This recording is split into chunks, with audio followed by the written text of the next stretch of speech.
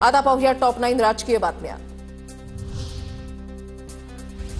गृह मंत्रालयाकडे ठाण्यामधील 15 डान्स बारची नावं आणि पुरावे दिले। शिंदेंनी योगेश कदमांची पाठराखण केल्यानंतर दबानी आक्रमक।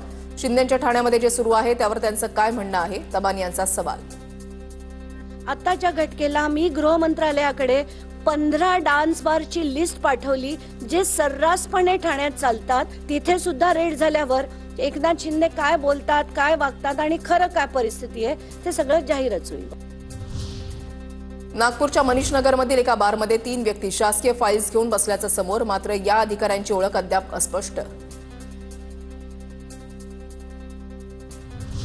धाराशिवमध्ये शिवसेना समन्वयक राजन साळवी यांच्या बैठकी अगोदर तानाजी सावंत समर्थकांचा गोंधळ। तानाजी सावंतांना 9 महिन्यापासून डावललं जात असल्याचा समर्थकांचा आरोप। राजन साळवी यांच्या समोर सावंत यांच्या समर्थनार्थ घोषणाबाजी।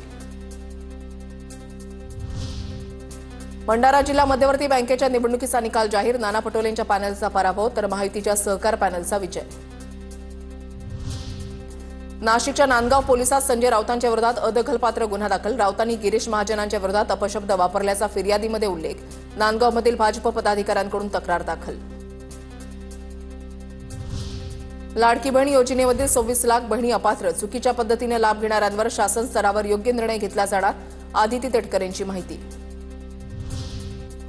कल्याणमध्ये कोचिंग क्लासच्या संचालकाला मनसे कार्यकर्त्यांची मारहाण। एमपीएससी यूपीएससी परीक्षा प्रशिक्षणाच्या नावाखाली लूट सुरू असल्याचा आरोप। सिद्धार्थ सिंग चांडेलकडून विद्यार्थ्यांच्या फसवणुकीचा आरोप। शनी शिंगणापूरचे माजी विश्वस्त नितीन शेट्टे यांची गळफास घेऊन आत्महत्या। तपास पूर्ण झाल्यानंतर आत्महत्येचं नेमकं कारण स्पष्ट होणार। महाराष्ट्राची लेक दिव्या देशमुख ठरली बुद्धिबळ स्पर्धेमध्ये विश्वविजेती। नागपूरच्या कन्येकडून प्रतिस्पर्धी कोनेरू हम्पीचा पराभव। जॉर्जियातील महिला वर्ल्ड कप पटकावला।